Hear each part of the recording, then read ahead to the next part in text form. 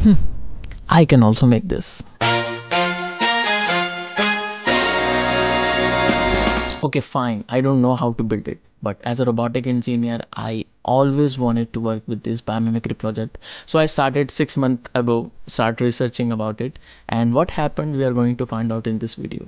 So stick to the end to watch me literally build something from scratch. I didn't know how to do it at all till I built something out of it. तो research के नाम पे सबसे पहले मैंने वही किया जो सब करते हैं। यूट्यूब पर 1000 वीडियो देखी, वहाँ से पहुँच गया रेडिट पर इंजीनियर्स की लड़ाई देखने, फिर इंस्ट्रक्टेबल पर जाके बहुत सारे व्लॉग पढ़े, यहाँ तक कि MIT की साइट पर भी चला गया और वहाँ से ऐसे रिसर्च पेपर पढ़ डाले जो मुझे घंटा समझ नहीं आए। इतना सब करने के बाद मेरे सर से तो धुआं निकलने लगा और मैं अपनी औकात पे वापस आ गया। थिंग्सवर्क पर चुपचाप से जाके कुछ ओपन सोर्स डिज़ाइन देखे और उनमें से एक उठा लिया जिसका कंपैटिबल कोड मुझे गिटहब पर सनफाउंडर की ओर से मिल गया। Thank you SunFounder for saving me. अब 3D फाइल्स को डाउनलोड करा, प्रिंट पर लगाया और सर्वो मोटर्स और बाकी के कंपोनेंट कलेक्ट करने के बाद असेंबली करी। अब देखो यार, असेंबली करते वक्त मुझे इतना तो समझ आ रहा था कि ये रोबोट 3D स्पेस में मूव कैसे करेगा, इसके जॉइंट्स और लिम्ब किस तरीके से डिज़ाइन करे हैं ये दिख रहा था। उसके बाद मैंने एक कस्टम नैनो एक्सपेंशन PCB बनाया जिसमें सारी सर्वो कनेक्ट हो सके। इसमें एक 8.4 वोल्ट इनपुट पावर के लिए प्लग इन है और एक जंपर है जिसकी मदद से मैं नैनो को कोड और सिस्टम को यूज़ दोनों साथ साथ कर सकता हूँ, क्योंकि अगर बैटरी से भी पावर आई और लैपटॉप से भी पावर आई तो नैनो बोर्ड या कोई भी बोर्ड ख़राब हो सकता है, इसलिए ये ज़रूर लगाना। उसके बाद इस डायग्राम के अकॉर्डिंग सारी सर्वो अटैच करी और इनिशियल पोजीशन के अकॉर्डिंग सारी सर्वो में रडर सेट किए। डोंट वरी, ये सारी डिटेल्स मेरी गिटहब पर हैं, आप वहाँ से जाके देख लेना, अभी वीडियो देखो। देन कोड को नैनो में अपलोड किया and it's time for testing. 3-4 bar initial position set करने के बाद ये सही से काम करने लगा। बेसिकली ये कोड में ये सारे फंक्शंस को लूप में परफॉर्म कर रहा है। और देखो यार, इसे देख के अच्छा तो लग रहा है, देख देख के सीख के ये बन तो गया, बट मेरा एक सवाल था कि अब इसका करना क्या है। So now it's time for some me magic. तो मैंने सोचा सबसे पहले इसको रिमोट कंट्रोल दिया जाए और उसके लिए मैंने यूज़ किया ये फ्लाई स्काई का 6 चैनल RC कंट्रोलर, जिससे रोबोट को अप टू 2 किलोमीटर तक का कंट्रोल दिया जा सकता है। हार्डवेयर सेटअप करके कोड करने की बारी आई तो RC में थोड़ा सा मैपिंग का पंगा पड़ता है, लेकिन 1-2 ट्राई के बाद सब कुछ ठीक हो जाता है, तो टेंशन लेने की ज़रूरत नहीं है। टेस्ट किया और सब मस्त चल रहा था, पर मैं ये भूल गया कि यार ये इतना स्लो है कि 1 साल में पहुंचेगा 1 किलोमीटर 2 किलोमीटर तक। ऑल्सो इसके अंदर कोई वीडियो फीड नहीं है तो मुझे दिख भी नहीं रहा है जहाँ का रहा है। ऑल्सो ये जो प्लास्टिक गियर की सर्वो है ये बहुत वीक है, अगर मैं इसको अपग्रेड करूँ तो वेट संभाल नहीं पाएंगी, तो मैंने सोचा इनको इन मेटल गियर सर्वो के साथ रिप्लेस कर दूँ। पर इसमें एक प्रॉब्लम और है कि ये जो डिज़ाइन है ये मेटल गियर सर्वो के लिए नहीं बना है, तो इसको भी चेंज करना पड़ेगा। तो मैंने सोचा कि यार सब दोबारा से करना ही है तो क्यों ना कोड भी समझ लें। तो मैं वो MIT के वो रिसर्च पेपर पर वापस गया और बहुत ध्यान से पढ़ने के बाद मुझे पता लगा कि 2 चीज़ें हैं जो रोबोट के मूवमेंट में बहुत काम आ रही हैं, forward kinematics and inverse kinematics. अब ये दोनों क्या है ये समझो। सपोज करो कि XY प्लेन है और ये 2 मोटर 2 एंगल में इसको मूव कर सकती हैं, θ1 एंड θ2। तो अगर मैं एंगल्स की वैल्यू को सिस्टम में दूँ और लेग XY पोजीशन पर मूव करे तो ये हो गई हमारी फॉरवर्ड किनेमैटिक्स, सिंपल। लेकिन अगर मैं सिस्टम से कहूँ कि मुझे XY पोजीशन पर जाना है और वो खुद दोनों एंगल को कैलकुलेट करके वहाँ पहुँच जाए तो ये हो गई इनवर्स किनेमैटिक्स। तो मुझे बस ऐसा सिस्टम डिज़ाइन करना है जिसमें मैं अलग अलग XY कोऑर्डिनेट्स डालूं और रोबोट खुद अपने एंगल्स को कैलकुलेट करके वहाँ तक पहुँच जाए। और यार हम ह्यूमंस भी तो ऐसा करते हैं। इसको एक्सप्लेन करने के लिए मैंने पकड़ा अभिनव को। तो इस टेस्ट में हो क्या रहा है कि मैं अभिनव को बता रहा हूँ कि उसको हैंड की मूवमेंट कैसे करनी है। मैं उसके हैंड के एंगल्स को वैल्यू दे रहा हूँ ताकि वो ऑब्जेक्ट को पकड़ ले। ये फॉरवर्ड किनेमैटिक्स थी। इनवर्स किनेमैटिक्स में मैंने उसको सिंपली बता दिया कि ये कोऑर्डिनेट्स हैं, यहाँ तक जाना है, तो उसका ब्रेन खुद कैलकुलेट करके अपने हैंड्स की मूवमेंट वहाँ तक पहुँच जाता है, जो कि हम करते हैं। This is inverse kinematics. अब देखो ये ब्रेन सिस्टम बनाने के लिए लगेगी भैया मैथ्स, जिसके लिए मैंने ईशान द मैथमेटिशियन को बुलाया और 2 घंटे के मैथ सेशन और चैट GPT से वार्तालाप करने के बाद हम दोनों ने मिलकर 3 डिग्री ऑफ फ्रीडम की फॉरवर्ड एंड इनवर्स किनेमैटिक्स को सॉल्व किया। और यहाँ मुझे पता लगा कि यार यहाँ काम आती है 9th क्लास की वो trigonometry, a² + b² = c²। a + b * square। ठीक है, अब यहाँ से मेरा काम इस मैथ को कोड में कन्वर्ट करने का, तो मैंने पाइथन में कोड किया क्योंकि C++ में पहले से ही था। ऑल्सो मैंने रास्पबेरी पाई 4 यूज़ किया टेस्ट करने के लिए। ऑल्सो अब इसकी कोई ज़रूरत नहीं है, नई बॉडी प्रिंट करने के बाद असेंबल की और कोड टेस्ट किया, सब स्मूथली काम कर रहा था। बस इसमें एक प्रॉब्लम है, क्योंकि C++ में इन्होंने जो लाइब्रेरी यूज़ करी है वो पाइथन में नहीं है, तो मुझे थ्रेड लाइब्रेरी यूज़ करके कुछ जुगाड़ लगाना पड़ा, which is also working smoothly. उसके बाद मैंने ये MPU 6050 गायरो सेंसर का यूज़ किया और एक PID कंट्रोलर कोड किया, जिससे रोबोट अपने आप को स्टेबल कर सके। It's looking like giving cerebellum to a brain to maintain posture. अब देखो यार, ये सब कलाकारी मैं कर रहा था और मुझे मज़ा आ रहा था, इतने मैंने इंस्टाग्राम पे ये वीडियो देख ली। यार इस रोबोट के पास व्हील्स हैं और जब भी इसको ऑब्स्टिकल लिखता है तो ये वॉक मोड में कन्वर्ट होता है और ऑब्स्टिकल को पार करता है और फिर से व्हील मोड में कन्वर्ट होता है और भाग जाता है। और ये देख के मैंने कहा हम भी बना लेंगे। तो मेरे डिज़ाइन को देखकर इसके लेग्स में व्हील देना ज़्यादा सही रहेगा, तो मैंने ये N20 DC geared motor use करी क्योंकि ये छोटी और पावरफुल है। लेग डिज़ाइन में होल्डर अटैच किया, प्रिंट करके टेस्ट किया और एक लेग रिप्लेसमेंट सर्जरी के बाद मेरे को वाइब्रेशन टेस्टिंग करनी थी, क्योंकि मेरे को लगा ये चलते चलते रोल ना कर ले। लेकिन गियर मोटर ने अपना कमाल दिखाया और ऐसा नहीं हुआ और बहुत कम वाइब्रेशन के साथ ये सही वॉक कर रहा था। अब मोटर्स को चलाने के लिए मैंने ये L298N ड्राइवर चूज़ किया, पर प्रॉब्लम ये थी कि उसकी बॉडी पर जगह ही नहीं बची, तो मेरे को एक वाइडर बॉडी डिज़ाइन करनी पड़ी। वाइडर बॉडी डिज़ाइन और प्रिंट करने के बाद एक और बॉडी रिप्लेसमेंट सर्जरी के बाद ड्राइवर का कोड लिखा, अलग अलग पोजीशन टेस्ट करी, पर यहाँ पर एक प्रॉब्लम आ गई।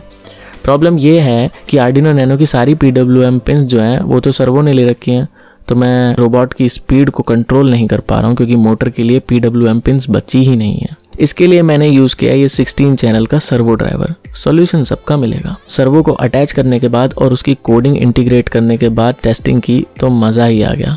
वॉकिंग एंड रोलिंग दोनों एकदम स्मूथ काम कर रहे हैं और ग्राउंड क्लियरेंस भी ईजिली एडजस्ट हो पा रहा है। I'm proud of you, you know that. I hope you do.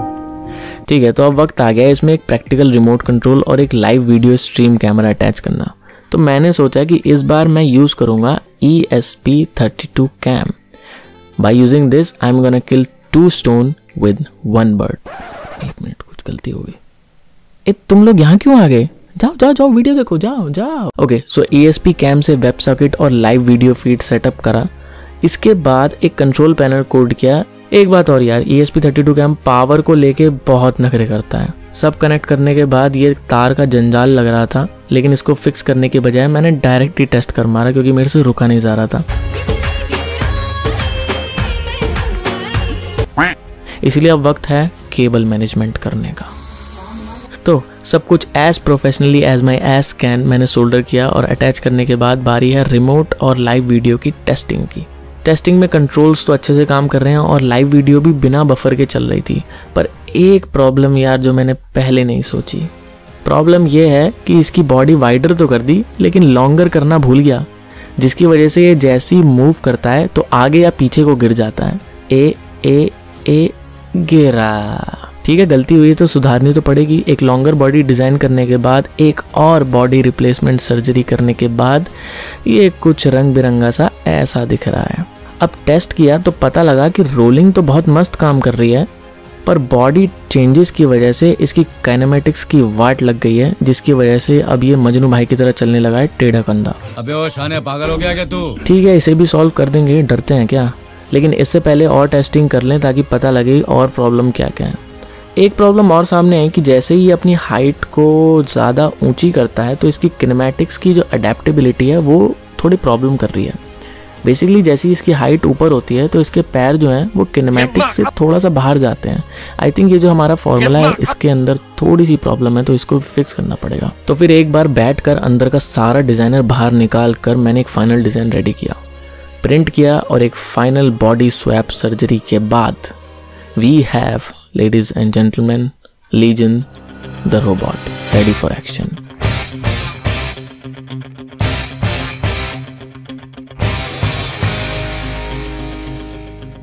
ठीक है, अब बारी आती है डायमेंशन कैलकुलेट करके कोड में चेंज करने की और हायर हाइट की अडेप्टेबिलिटी को फिक्स करने की ऑल्सो छोटे मोटे बग्स जो थे वो भी मैंने फिक्स करे and it's time for final testing. तो टेस्टिंग के लिए हमने काफ़ी सारे ऑब्स्टिकल लगाए थे, जिसमें कि सबसे पहले तो ये छोटे मोटे ऑब्स्टिकल थे जिन पर ये किंग कॉन्ग की तरह चढ़ गया और इन्हें ईजिली पार कर गया। उसके बाद आता है ये 6 और 8 सेंटीमीटर के 2 ऑब्स्टिकल जो इसकी हाइट के बराबर है, मतलब ये अपनी हाइट के बराबर चढ़ सकता है। और नया किनेमैटिक्स का कोड इतना स्मूथली काम करके देख तो मेरे आंखों में आंसू आ गए, कसम से 3 घंटे लगे थे इसको करने में। लास्ट है हमारे पास ये अप्रॉक्स 10 सेंटीमीटर चौड़ा ऑब्स्टिकल जो इसके लेग्स के लेंथ के बराबर है, वो भी इसने आराम से पार कर लिया। और फाइनली हमारे पास है ये एक 5 सेंटीमीटर का स्टेयर जो मेरे को लगा ये काम कर जाएगा, लेकिन एक सेकेंड, ये क्या हुई?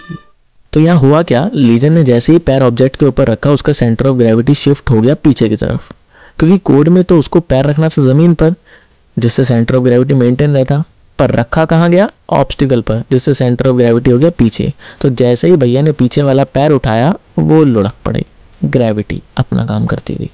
इसको सॉल्व करने के लिए जैसे ही लीजन एक क्लियर हाइट पर जाता है अपने ऑब्स्टिकल की, तो इंस्टेड ऑफ ज़मीन पे पैर रखने के वो अपनी हाइट के कॉरस्पॉन्डिंग जेड एक्सिस में रखे ताकि उसका सीजी मेंटेन रहे।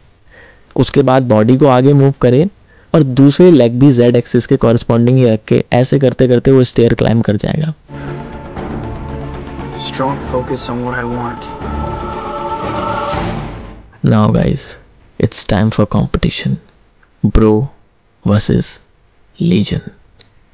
Round 1 climb mode. क्या ब्रो क्लाइंब कर पाएगा? बिल्कुल नहीं। इसका सेंटर ऑफ ग्रेविटी और इसके नोकीले पैरों की वजह से ये बिल्कुल भी नहीं चढ़ पाएगा। लेकिन क्या हमारा लीजन क्लाइंब कर पाएगा? बिल्कुल। इसके क्लाइंब मोड की वजह से अपनी हाइट एडजस्ट करता है और अपनी हाइट के हिसाब से अपने लेग्स एडजस्ट करता है, जिसकी वजह से ये क्लाइंब कर पाएगा। So legion 1 bro 0। Round 2 race. तो यहाँ भी रीजन अपने गोल गोल पहियों की वजह से दुगनी स्पीड में भागता है, जिससे इसका रिस्पॉन्स टाइम इंक्रीज हो जाता है अप टू ट्वाइस। राउंड 3 क्या ब्रो चढ़ सकता है? बिल्कुल नहीं। इसके नोकीले पैरों की वजह से फ्रिक्शन इतना है कि ये नीचे गिर जाता है। ऑल्सो सीजी मेंटेन नहीं है। क्या हमारा लीजन चढ़ सकता है? बिल्कुल, क्योंकि उसके पास ड्राइव मोड है, तो वो ड्राइव मोड में शिफ्ट होकर और गियर्ड मोटर की वजह से उसका फ्रिक्शन भी बरकरार है, तो वो आराम से 30 सेंटीमीटर स्लैंट तक चढ़ सकता है। नेक्स्ट राउंड हमारे पास एक अप टू 4 सेंटीमीटर का अनइवन स्पेस है। सो ब्रो ने स्टार्टिंग में कोशिश बहुत की, लेकिन उसका नोकीला पैर जमीन में फंस गया और उसके बाद वो वहीं पे ही डांस करता रहा। लीजन अपने बड़े बड़े और चौड़े चौड़े पैरों की वजह से इन स्लैंट्स में आसानी से अपने पैर दबा के आगे की ओर बढ़ के इस राउंड को भी पार कर देता है। अब लीजन के लिए एक फाइनल राउंड, जिसमें हमारे पास है 5 सेंटीमीटर का स्टेयर केस, फिर 10 सेंटीमीटर का स्टेयर केस, फिर अगेन 5 सेंटीमीटर का स्टेयर केस। क्या ये इसे पार कर पाएगा? देखते हैं। तो लीजन मूव करता है स्टेयर केस की तरफ, अपनी हाइट को एडजस्ट करता है और चढ़ाई शुरू करता है। नाउ बॉक्सेस के जमीन पर स्टिक ना होने की वजह से वे हिलते हैं, लेकिन लीजन को इस बात से कोई फर्क नहीं पड़ता, क्योंकि उसकी मूवमेंट और रोलिंग कैपेबिलिटीज से वो हर बॉक्स को पार कर सकता है। और ये लीजन ने आराम से ये भी पार कर दिया। Good work. So that's how I build this project. Actually it's not